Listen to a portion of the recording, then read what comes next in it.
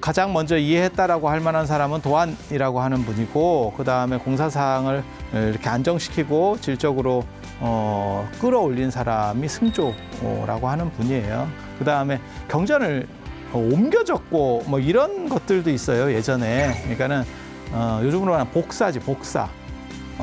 내용을 이해하면서 베껴 쓴대. 내용을 이해하면서. 그러니까 계속 꾸준히 읽는 거죠. 그래서 승조도 구마라즙이 어떤 해법을 가지고 있을 것 같아 라고 해서 그쪽까지 올라갔대요. 또 걸어서 올라가서 하서회랑 타고 올라가가지고 거기서 이제 딱 만나보니까 얘기해보면 알거든. 그게 오래 얘기할 필요 없어요. 사람 만나보면 한두 마디만 해보면, 여러분도 그런 거 있잖아요. 맞선 봤을 때 1분 안에 경기 끝납니다.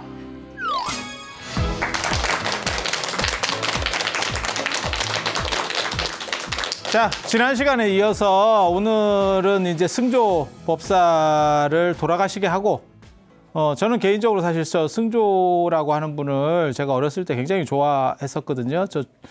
지난 시간에 말씀드렸던 무불천론, 부진공론, 그 다음에 반야무지론, 열반무명론이라고 하는 그 조론이라고 하는 책을 제가 고등학교 때인가 읽었어요. 그래서 그 책을 읽으면서 너무 어떻게 이런 생각을 하지? 라는 생각을 그때 제가 했었습니다. 그래서 그 뒤로 승조에 대해서 조금 생각들이 많이 있었는데, 제가 사실은 지난 시간에 이 양반을 보내려고 했습니다. 그런데 시간 분량을 좀 조절 못해서 안 죽네요.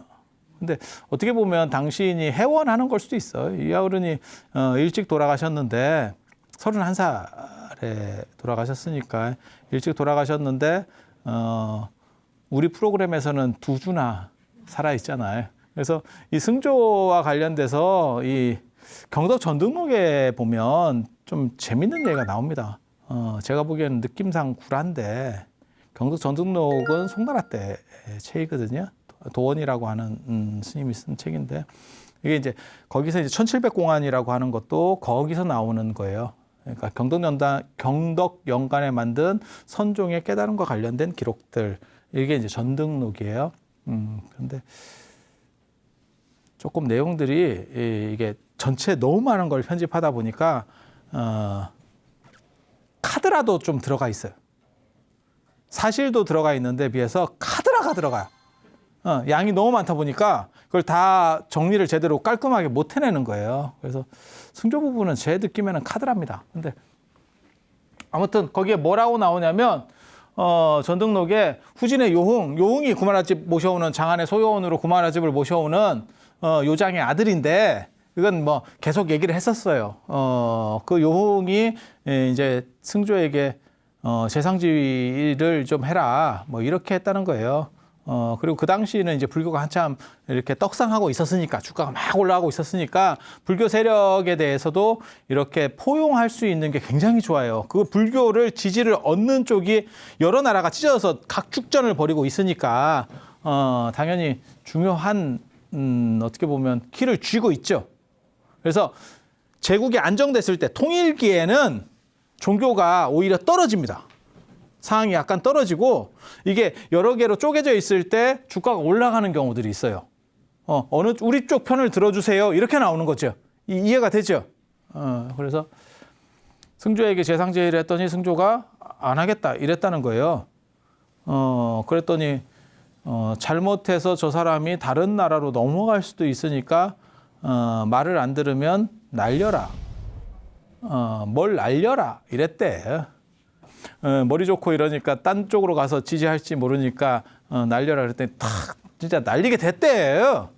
그랬더니 승조가 잠깐만 이러면서 일주일만 살려달라. 멋있어요. 이런 내용들 보면 멋있어요. 그래서 뭐 하게? 이랬더니 나 책을 하나 짓겠다.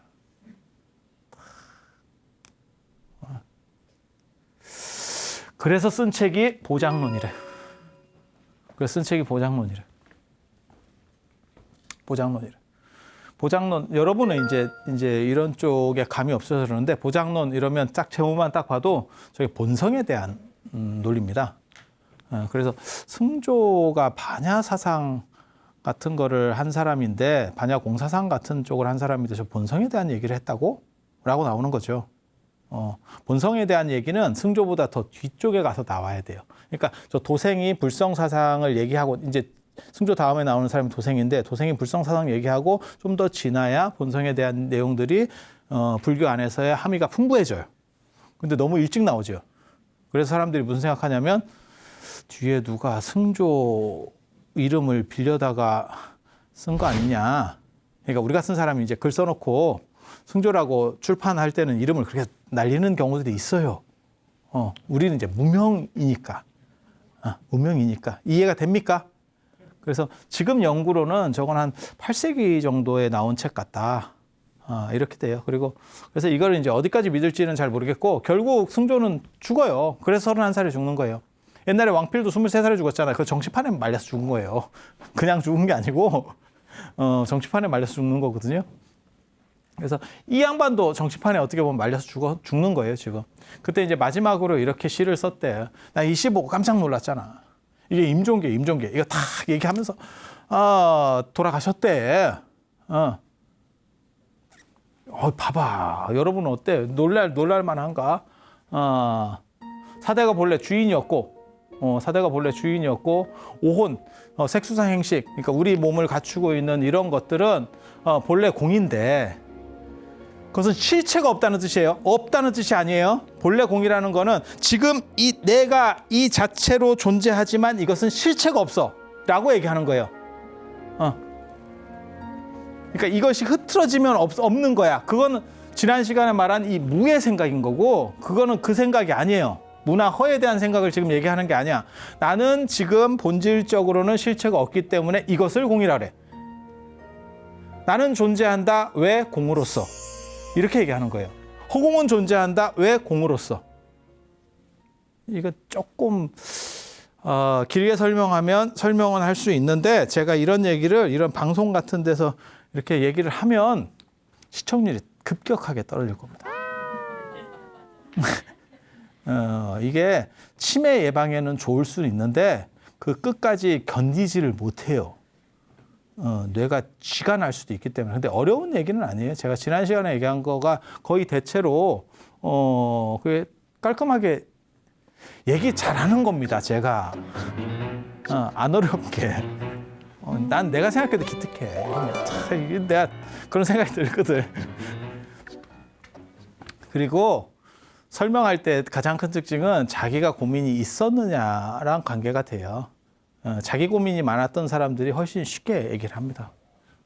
그래서 그렇기 때문에 여기도 실체가 없는 거고 이것도 원래 공이니까 본질적으로는 불변인 거예요. 공은 허공도 공이고 나도 공이고 공 자체는 불변인 거예요. 그것이 마치 꿈 자체는 불변인 거고 꿈 안에서의 현상들이 바뀌는 거죠.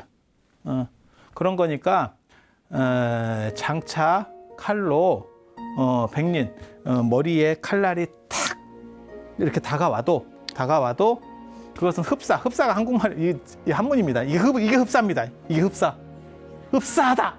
이게 한자. 그렇게 해서 베어진다고 하더라도 실제로는 봄바람 사이를 가르는 것 같다. 칼날이 봄바람 사이를 가르는 것 같다. 다 그렇게 얘기를 했대. 내가 저 임종계를 보고 깜짝 놀랐잖아.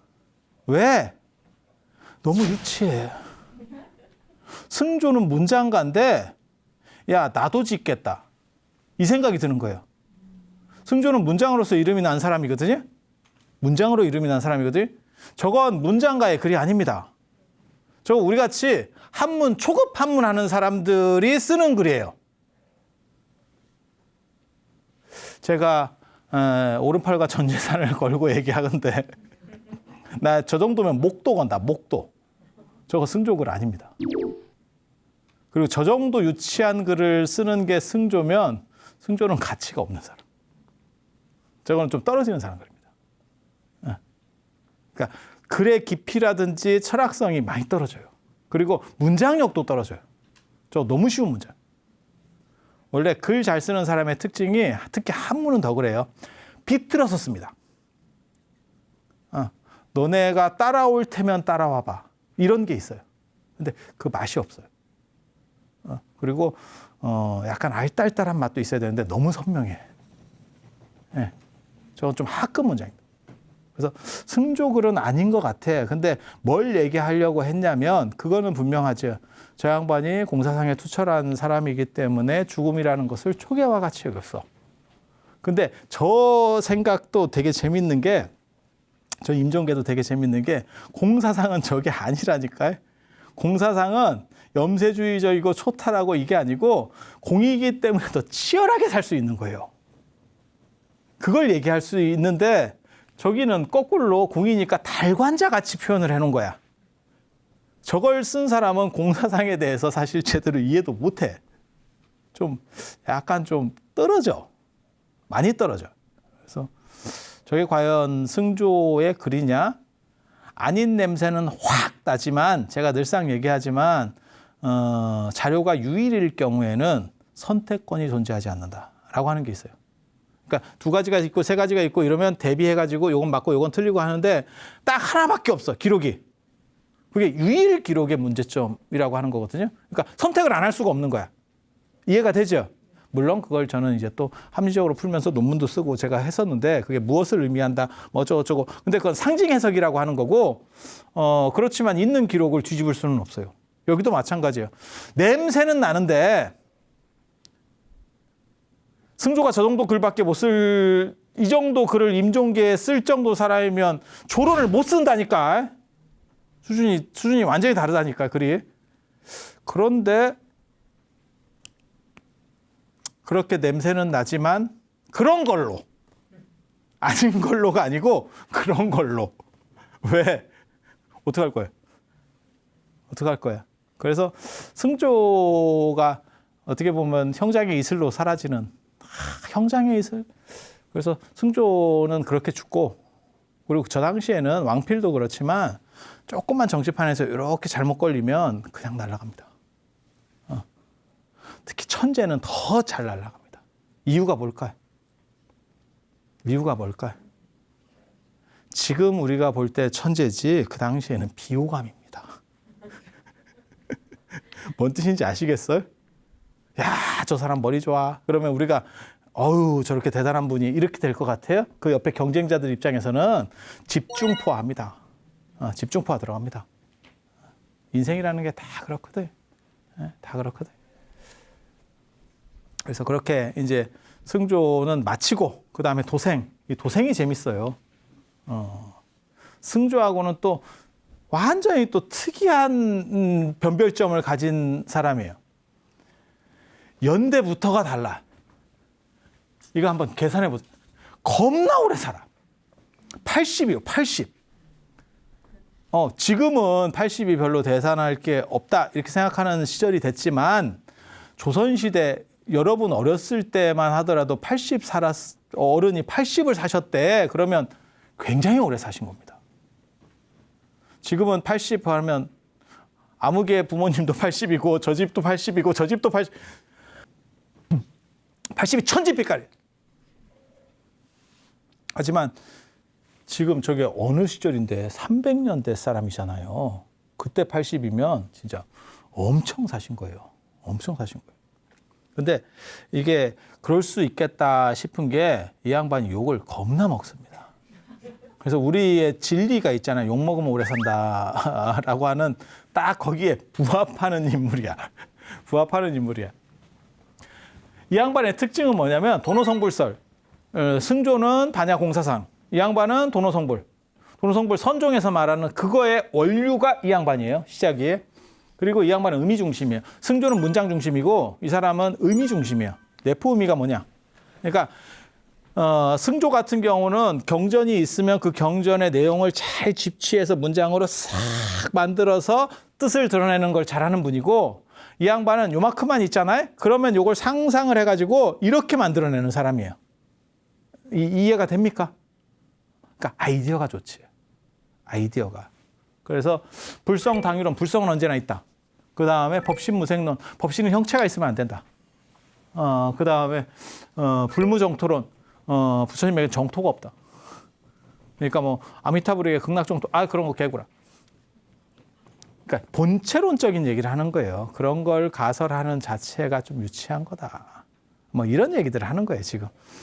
그래서 굉장히 본체론 중심이고 의미 중심이에요. 이 양반이 이제 굉장히 유명해지는 사건이 이 니원경, 법현 스님 압니까? 불국기.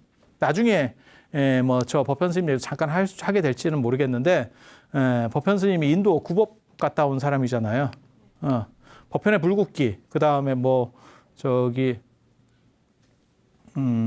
해초의 왕호천 축국전, 그리고 의정의 남해기기 내법전, 이런 게 이제 기행문이거든요. 인도 구법 기행문. 그리고 그 중에서 최강은 현장의 대당서였기.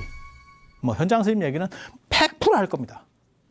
근데 현장보다 더 빨리 갔던 게 법현이거든요. 주사행이라고 하는 분이 제일 먼저 갔었고, 인도 구법 여행을 제일 먼저 갔던 게 주사행이고, 기록에 안 나오는 분은 있을지도 몰라요. 근데 이런 분은 어떻죠? 안타깝지 뭐. 어쩌겠어. 기록이 없는 걸 내가 어떻게 알아? 너 안 들어 어떻게? 그러니까 동네마다 다 써놓고 댕겨 자기 이름 남기고 싶으면 주사행이 시작해. 주사행이 시작. 그 전에 그보다 연대 앞에 나오는 사람 없어. 법현도 상당히 빠른 사람이에요. 빠른 사람이에요. 그런데 이 법현 스님이 단순히 이 인도만 유학을 한 게 아니고 갔다 온 사람들의 대부분 특징이 번역을 합니다. 왜냐하면 당신이 내용을 아니까 말이 되잖아. 일단 갔다 왔다는 게 말이 되잖아요. 그리고 거기서 신학문을 배워온 거잖아요. 새로운 그 동네에서 유행하는 학문을 배워온 거잖아요. 그러면 그거를 뭔가 얘기하고 싶지 않겠어요? 그리고 이 번역들이 기존에 있던 것들이 양이 안 차는 거야. 시원찮은 거야. 그러면 자기식으로 또 이걸 뭔가 작업들을 한다고요. 그렇게 해서 니원경, 저게 열반경이에요. 열반경. 열반이 니원, 니르바나를 니원이라고 그냥 한자로도 저렇게 하거든요. 그래서 열반경이에요. 열반경. 열반경 6권짜리를 번역했어요. 근데 저게 완질이 아닌가 봐. 완질이 아닌가 봐. 지금 뒤에 보면 나중에 단무참이 40권짜리를 번역하는데 그중에 5권까지예요. 5권까지. 저기 6권으로 번역한 게. 그러니까 단편을 번역했는데 저걸 딱 읽어보니까 열반경이 이제 소승열반경이 있고 대승열반경이 있는데 저건 대승열반경 쪽이에요. 딱 보니까 이제 그러니까 영화로 얘기하면 반지의 제왕 한 1편만 본 거지. 1편만. 근데 뒤에 뭐가 있을 것 같아. 우리도 그런 거 있잖아요. 그 뭐 드라마도 딱 보면 이제 읽히는 드라마가 있고 안 읽히는 드라마가 있거든. 반전에 반전을 거듭하면서 저거 잘 못 알아보겠다. 이게 뭘까? 이렇게 하는 드라마가 있는가 하면 텔레비 돌리다가 한 3분 봤는데 내용을 다 알 것 같아. 이게 뭔 스토리인지 알아. 누가 바람 폈는지 정확하게 들어와. 뭐 이게 이런 드라마도 있는 거예요. 근데 사람마다 그걸 꿰뚫어 보는 눈이 있느냐 없느냐가 차이가 있어요. 그리고 저 열반경이 들어오기 전까지는 사람들은 어떤 사람은 성불할 수 있고 어떤 사람은 성불 못하는 사람들이 있었어요. 그 성불 못하는 사람들을 일천제라 그래요. 일천제. 이찬티카라고 저게 일천제라고 번역을 하는데 그냥 음역을 했는데 일천제는 성불할 만한 근거, 그러니까는 그 종자 자체가 끊어져 버린 거예요. 우리식으로 말하면 뭐냐면 사람을 사형시키는 거하고 마찬가지예요. 저 사람은 교화의 대상이 아닙니다라고 얘기하는 거예요. 사형이라고 하는 거는. 사형을 반대하는 이유 중에 하나가 2가지가 있는데 하나는 뭐냐면 인간의 존엄성이 있는데 생명의 존엄성이 있는데 이거를 우리가 끊을 수 있느냐. 또 다른 인간이 끊을 수 있느냐라고 하는 거고 또 하나 반대하는 건 뭐냐면 그 사람을 교화하려고 끝까지 해봤느냐. 교화의 가능성이 진짜 없느냐. 그런데 인도 사람들은 교화의 가능성이 없다라고 하는 층이 있어요. 인도는 신분제 사회라서 그렇습니다. 가스 제도라고 하는 신분제 사회 속에서는 못 올라오는 놈은 아예 못 올라와요. 이해가 됩니까? 그래서 부처님이 못 될 종자들이 있는 거예요. 쟤는 아예 처음부터 못 돼. 처음부터 못 돼. 그리고 그게 저 당대까지 저 도생 시대까지 그냥 그렇게 그러니까 될 사람이 있고 못 될 사람이 있고 이렇게 차등이 있는 거예요. 마치 양반이 있고 쌍놈이 있고 그래서 과거 시험을 볼 수 있는 사람이 있고 과거 시험 응시 자격이 없는 사람이 있고 뭐 이런 것처럼 조선시대 때도 모든 사람에게 과거 시험 응시 자격이 있는 게 아니에요. 쌍놈은 무슨 놈 과거식 시자 교육이 있어? 모든 사람 아닙니다. 당연한 거예요. 당연한 거. 그래서 신분제가 공고한 데일수록 저런 문화들이 있어요. 차등 문화들이 있어요. 차등 문화가 강해. 그래서 저 도생이 저 6권짜리를 딱 보고 그 뒤를 꿰뚫어 보는 거지. 반지의 제왕 1편만 보고 왕의 귀환 뭐 이런 것까지 다 본 거지. 그래서 결국 그 눈깔은 죽을 거다. 이걸 예측을 해내는 거야. 다. 그 눈깔. 반지의 제왕 보면 이렇게 눈깔이 있잖아. 눈깔. 눈깔이 이러면서 이렇게. 걔는 뭐 눈만 있어. 악당이 눈만. 반지의 제왕 보면 사실 그런 생각 많이 했는데 쟤는 안약이 많이 필요하지 않을까? 안구 건조증 뭐 이런 거 그냥 쓸데없는 생각이. 우리는 뭐 워낙 쓸데없는 생각들을 잘하기 때문에 그래서 뭐 그런 생각을 하는 거야. 그래서 뭐라 그랬냐면 저 앞부분 전반부도 아니지. 저게 40권짜리 중에서 5권이니까 6분의 1이네. 그걸 딱 보고 뒤에 내용까지 딱 꿰뚫어서 모든 중생은 성불할 수 있다. 딱 이렇게 얘기를 했다는 거예요. 그랬더니 다른 스님들이 득달같이 뭔 쓰잘데기 없는 소리냐. 너 같은 놈 때문에 안 된다. 사설, 마설로 몰려요. 사설, 마설로 몰려요. 욕을 먹기 시작하는 거예요. 이거 태바가지로 먹는 거지. 네. 특히 이게 종교라고 하는 게 보수성이 강하기 때문에 다른 얘기를 했을 때 그나마 불교는 조금 나은 거고요. 기독교 같은 거 보세요. 2단으로 몰아버리죠. 색깔이 달라. 2단으로 해서 완전히 뭐 죽여버린다니까요. 그래서 도생 같은 경우도 비승비소까지 갑니다. 그러면서 뭐라 그러냐면 내 말이 틀리지 않을 거다. 내 말이 틀리지 않을 거다. 이거는 논리적 구조 속에서 분명히 이건 내 말이 맞을 거다. 그러면서 뭐라 그러냐면 만약에 내 말이 틀리면 나는 중병을 알아서 죽을 거고. 그러니까 맹세하는 거예요. 이게 중국의 맹세하는 방식 중에 하나입니다. 그리고 만약에 이 부분은 없어요. 중국에는 원래는 없어요. 중병 걸린다는 거는 보통 중국에서 많이 나오는 얘기고 맹세할 때 나오는 얘기고 이 부분은 없는데 이건 인도 버전인 것 같아요. 만약에 내 말이 맞으면 나는 이제 미래에는, 그러니까 다음 생에는 내가 사자자에 앉을 것이다. 그러니까 부처님이 될 거다. 그런 얘기예요. 난 그만큼 자신 있다. 아까 저도 그런 얘기 했잖아요. 내가 목을 걸 수도 있다. 그러니까 그런 자신감을 보이는 거죠. 그렇게 자신감을 보였지만 그건 네 소리고 그 당시 사람들은 그렇게 얘기한 거죠. 그러니까 자기는 도망가서 강소성 호구산. 왜 오래 살았는지 알겠죠, 대충. 욕 태바가지로 먹었다니까. 근데 우리 같이 이렇게 멘탈이 강한 사람들은 그게 전혀 기스도 안 나, 이게. 어쩌라고. 근데 도생이 생각보다는 그 부분은 멘탈이 약했어. 멘탈이 약했어. 뭔가 이게 좀 엉겼는가 봐. 이렇게 조금 이렇게 누적되는가 봐. 그래서 강소성 호구산이라는 데 가가지고 돌을 이렇게 모아놨대요. 돌을 모아놨다는 얘기도 있고 해골을 모아놨다고 하는데 돌 얘기가 더 많아요. 돌을 쭉 모아놓고 자기가 얘기한 욕먹은 그 얘기를 해요. 모든 중생은 성불할 수 있다. 이렇게 얘기했더니 그 돌들이 고개를 맞죠? 이렇게 해줬대. 이게 뭐냐면 나는 맞다고 생각하는데 욕을 너무 퍼지게 먹으니까 속에서 끌어오른 거지.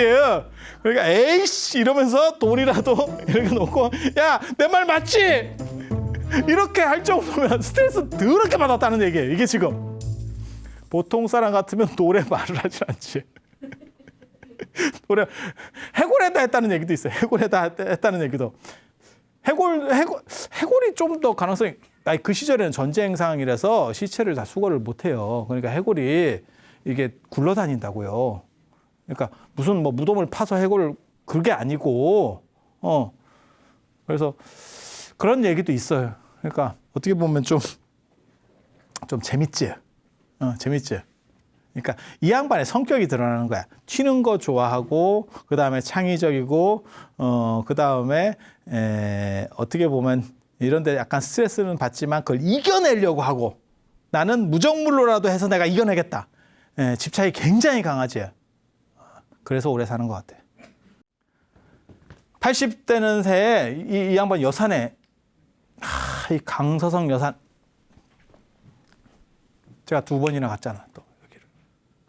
저 혜원 스님 그 여산이에요. 그러니까 저게 진짜 문인의 고향이라고 할 만한 그런 대단한 데인데 그쪽에 또 가서 이렇게 법문을 했대요. 80 먹었는데도 설법을 하고 있어. 법문을 하고 있었대. 와, 대단하지 않아요? 지금 80이 아닌 거예요. 그러니까 지금 나이로 치면 한 뭐 100세도 훨씬 넘었다고 생각. 그런데도 집착이 있는 거지. 이 에너지가 있는 분이지. 80가 법문을 설하다가 이게 줌이라고 하는 게 뭐냐면 이렇게 생긴 거예요. 부채같이 생긴 건데 이렇게. 네. 저 고라니 꼬리를 이렇게 쥐고 법문을 하시다가 고라니 주미라고 하는 고라니 꼬리가 떨어졌대요. 돌아가신 거예요. 그러니까 죽기 직전까지 저렇게 한 거야. 대단한 양반이지. 주자도 죽기 사흘 전까지 자기 책 고치고 있었다 하거든. 책 문장 고치고 있었다 하거든. 그런 사람들이 있어. 이런 사람들이 오래 삽니다. 특징이 오래 삽니다. 이게 머릿속으로 계속 이런 거 생각하고 있는 거지. 그래서 이 어른이 이제 말씀하시는 게 도노성불 사상이에요. 그래서 모든 사람은 그 본질적으로 청정한 불성을 가지고 있다. 청정한 불성을 가지고 있다. 그런 얘기를 어떻게 보면 핵심적인 얘기를 해요. 근데 여기서 끝나는 건 아니고 이게 나중에 번역이 돼서 내려와요. 이 양반이 이제 맨 처음에 이 돌 모아놓고 이제 이런 식으로 하다가 그때만 하더라도 욕 태바가지로 먹고 있다가 저기 이제 북량인가 단무창이 아마 북량 쪽에서 번역할 건데 그렇게 40권 번역 이제 완본이 나온 거죠. 완질이. 그러니까 반지의 제왕 1편만 본 게 아니고 반지 원정대만 본 게 아니고 이제 끝까지 왕의 기한까지 다 본 거야. 딱 보니까 저 말이 있는 거예요. 그러니까 도생이 얘기했었던 게 그 뒤쪽에 나와. 그러니까 사람들이 갑자기 180도로 바뀌면서 이런 선견지명이 있는 사람 봤나? 이렇게 하면서 인기가 쫙 올라갔다는 거예요. 쫙 올라갔다는 거예요. 그렇게 했는데 저 도노성불설이라고 하는 게 반야 공사상은 현상을 어떻게 볼 것이냐.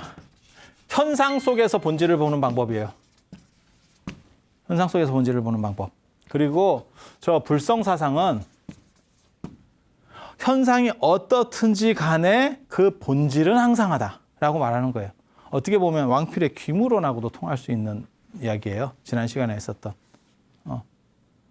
그래서 항상한 것이 존재하기 때문에 그리고 그것은 오염될 수가 없기 때문에 인간은 지금 우리가 전쟁을 벌이든 악하든 뭐 하든지 간에 모든 사람에게는 선이라고 하는 것이 다 존재하고 있어. 완전체가 존재하고 있어. 그래서 그것을 네가 자각하기만 하면 너는 붓다가 돼. 라고 말하는 게 도노성불설이에요. 본질적인 불성과 이것을 자각하는 도노는 한 방에 그것을 이해한다는 거예요. 그러니까 자, 어떻게 우리는 깨달음을 얻을 것이냐. 이게 지금 여기서 제가 좀 길게 설명해 주면 나중에 선종 얘기할 때 또 얘기를 해야 돼. 지금 그냥 간략하게만 얘기를 해줄게. 요 두 가지가 그대로 뭉쳐지면 나중에 선불교예요. 남방을 중심으로 해서 뭉쳐지면 선불교. 깨달음이라는 것이 어떻게 인간이 가능하냐? 그것은 쌓아가서 되는 게 아니고 이렇게 막 닦고 쌓고 해서 발전적으로 변화되는 것이 아니고 이것은 완전한 거기 때문에 불완전을 순금이라는 개념이 있어요. 순금이 개념이 뭔지 아세요? 99.999대? 99.99가 순금이잖아요. 그죠? 100은 없어. 100은 없어. 그 다음에 여기에 이제 18K도 있고, 14K도 있고, 10K도 있고, 뭐 이런 게 있어요. 이건 이제 불순물의 양에 따라서 저게 차이가 나는 거잖아요. 그죠? 자, 10K, 뭐, 14K, 이게 비율이 얼마인지는 잘 모르겠는데, 14K가 50%가 금이라고 가정합시다. 그냥. 제가 잘 모르겠어요. 50%가 금이라고 가정하면 저것을 정제를 해내면 순금이 될 수 있죠. 계속 그거 아닌 거를 녹여서 계속 긁어내고 함량이 높은 거를 밀도를 계속 높여가면 그러면 순금이 되죠. 하지만 이것은 100이 아니죠. 이거를 계속 정제하면 어떻게 돼요? 99.9999999 이렇게 100에 근접해 가지만 100은 나오지 않습니다. 100이 나올 수가 없어. 현상에서는 100이 존재하지 않아. 그러면 붓다라고 하는 완전체, 붓다는 100이거든요. 100이 가능하려면 어떻게 해야 되느냐? 원래부터 100이었어야 돼. 이렇게 만들어가서 이거는 접근이 가능한 뿐이지, 그러니까 9999는 100하고 질적인 게 다른 거예요. 프로테이지는 진짜 조금 차이가 나는 거지. 하지만 그것을 100으로 쓸 수 있느냐 아니냐는 완전히 질적인 게 달라요. 완전히 달라. 그래서 붓다라는 완전체가 되기 위해서는 한 가지 방법밖에 없다는 거예요. 붓다가 가능할 수 있는 거는 지금 내가 붓다여야 되기 때문에. 그리고 그것을 내가 가지고 있는 거를 불성이라 그래요. 불성. 성이라는 건 항상하다는 의미예요. 전에 제가 설명드릴 때 했었어요. 이게 마음심자고 이게 날생자고 날 때부터 가지고 있는 마음, 그 본질적인 본유적인 마음, 그게 거기에 붓다가 내장되어 있다는 거예요. 내장되어 있다는 거예요. 그래서 요거를 현기 드러내기만 하면 우리는 붓다가 된다라고 하는 게 도노불성설이에요. 도노불성설. 그러니까 불성을 도노만 하면 되는 거죠. 그리고 저거를 저 도생이 제기한, 그러니까 도생은 시작을 한 사람이에요. 전기차를 누가 맨 처음에 시작했냐면 테슬라가 있죠. 니콜라 테슬라라고 하는 사람이 전기차에 대한 얘기를 처음 했어요. 그래서 테슬라라고 하는 회사명이 붙는 거예요. 일론 머스크가 테슬라라고 하는 회사명을 쓰는 거예요. 맞죠? 그 다음에 저 수소 전기차는 니콜라라고 하는 이름을 쓴 거고, 그 사람이 니콜라 테슬라야. 니콜라 테슬라.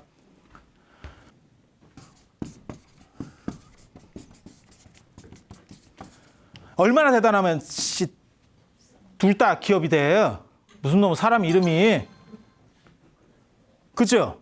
한쪽은 성을 가졌고 한쪽은 이름을 가진 거 아니에요, 지금. 이 사람이 처음으로 전기차라는 에디슨 시절에 전기차라는 걸 생각할 정도로 이 사람이 머리가 대단한 사람이에요. 그 시절에는 차도 별 볼 일이 없는 시절인데 에디슨 시절에 뭔 놈의 차가 대단한 게 있다고. 그런데 이 사람이 그거를 제안했고 전기차라고 하는 아이디어를 냈고 지금 이 전기차를 보편화시켜서 완전히 시장을 쓸어버리겠다라고 하는 게 일론 머스크잖아. 일론 머스크잖아. 그러니까 저 도생이라고 하는 사람은 니콜라 테슬라 같은 사람이고 나중에 이 테슬라에 해당하는 일론 머스크에 해당하는 게 선종이에요. 이해가 됩니까? 그래서 도생이 중요해. 왜? 중국 불교 중에서 선종이 제일 크거든. 그리고 그 선종하면 선종이 우리랑 뭔 관계가 있대요? 조계종이 선종이요.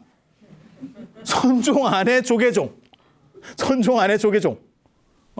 그래서 도생이 주장을 하고 있는 99.999는 영원히 근접할 뿐이지 100이 될 수가 없고 100이 가능하다면 그것은 지금부터 본질적으로 갖추어져 있어야 돼 라고 말하는 게 이 천재성불설이에요.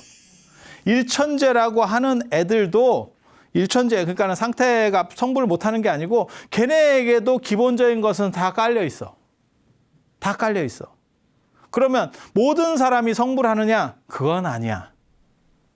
깔려 있다는 거하고, 그러니까 제가 그런 얘기 하잖아요. 인간이 모두 태어날 때, 우리가 모두가 태어날 때 언어 카드를 깔고 나와. 깔고 나와. 그래서 제가 전에도 그런 얘기 해드렸잖아요. 내가 만약에 미국에 태어났으면 영어를 쓸 거고, 프랑스에서 태어났으면 불어를 쓸 거고, 굳이 거기서 안 태어났어도 내가 입양을 들어갔어. 어렸을 때 태어나서 한 2살에 입양 갔어. 그러면 다 그걸 쓰고 있겠죠. 여러분도 마찬가지고. 그건 내 머릿속에 그게 깔려 있기 때문에 그래요. 그 카드가 깔려 있기 때문에. 그 카드가 없으면 원숭이처럼 아니면 개처럼 거기서 계속 살아도 그 말을 못 써. 기껏해야 몇 단어 정도를 분별하는 게 다야. 앉아, 뒤집어, 둥글어, 빵, 이 정도가 다야.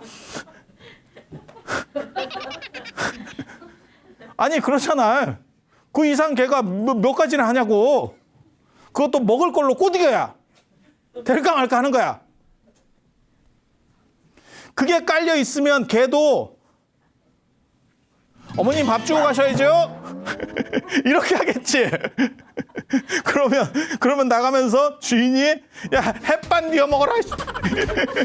이렇게 하겠지만 그런 게 없잖아. 걔는 안 깔려 있는 거예요. 우리는 다 깔려 있는 거예요. 그러니까 아프리카에서 태어났으면 내가 아프리카 언어를 쓸 거고, 남미에서 태어났으면 남미 언어를 쓰겠죠. 그렇죠? 그게 다 깔려 있다고 해서 그러면 모든 언어를 우리가 쓰느냐? 그렇진 않아. 그래서 불성이라고 하는 우리가 붓다가 될 수 있는 것이 우리에게 갖추어져 있지만 그것이 다 현기에서 현실화되느냐는 또 다른 문제예요.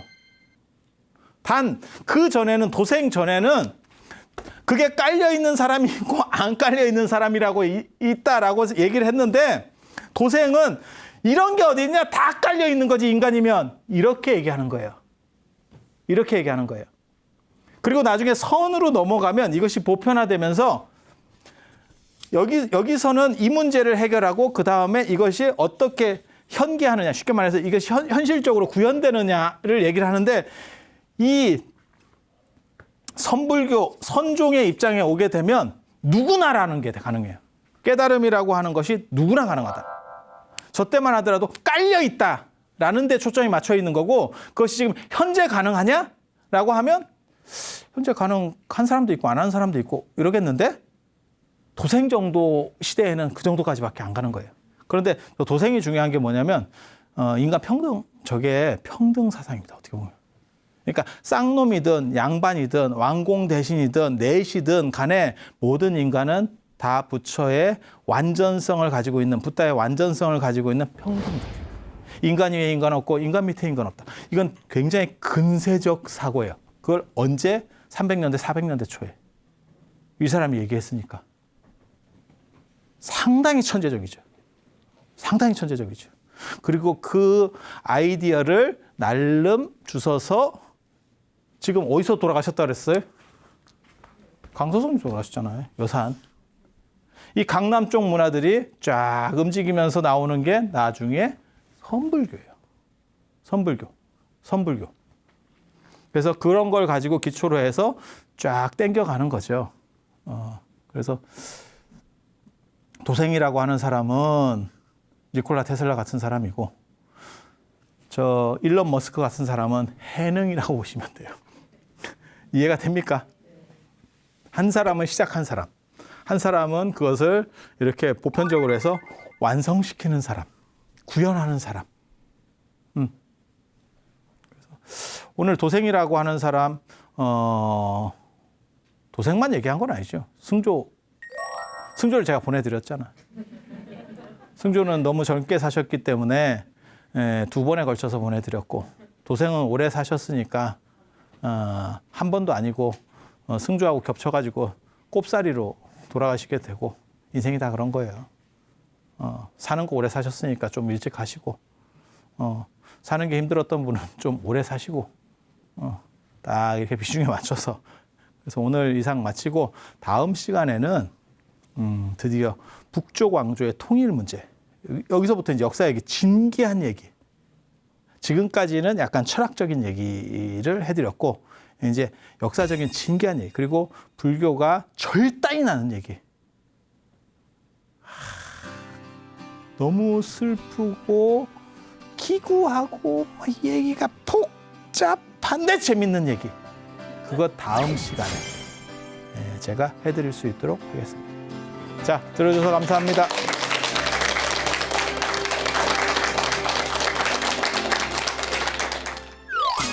태조는 불교를 좋아하는 군주니까 황제는 곧 당금열애다. 현생의 붓다다. 야, 씨, 이런 어용이. 그러니까 부처님이 따로 있는 게 아니고 황제가 부처님이야.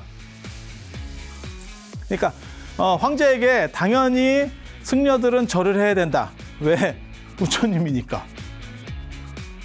남조에서는, 강남에서는 누가 얘기를 하냐면 해원 스님이 사문 불경 왕자론, 우리가 몇 시간 전에 했었던 사문은, 쉽게 말해서 승려는 임금에게 절하지 않는다 라고 말하던 상황이에요. 그러니까 북쪽에서는 정권을 타기 시작했고, 정권과 결탁하기 시작했고, 남쪽에서는 자존심을 지키면서 우리는 종교는 정권과 무관해요, 이렇게 하고 있었다는 얘기예요. 이게 굉장히 재밌죠. 딱 봐도 이게 어용으로 이제 시작하는데 결국 누가 이기냐면 북쪽이 나중에 이깁니다. 역사적으로만 보면. 그래서 동아시아 종교 문화의 가장 큰 특징 중에 하나가 뭐냐면 정치 권력으로부터 자유롭지 못해요. ARS에 동참하신 분들 중 추첨을 통해 황제바이오 꽃송이버섯 엑기스를 선물로 드립니다.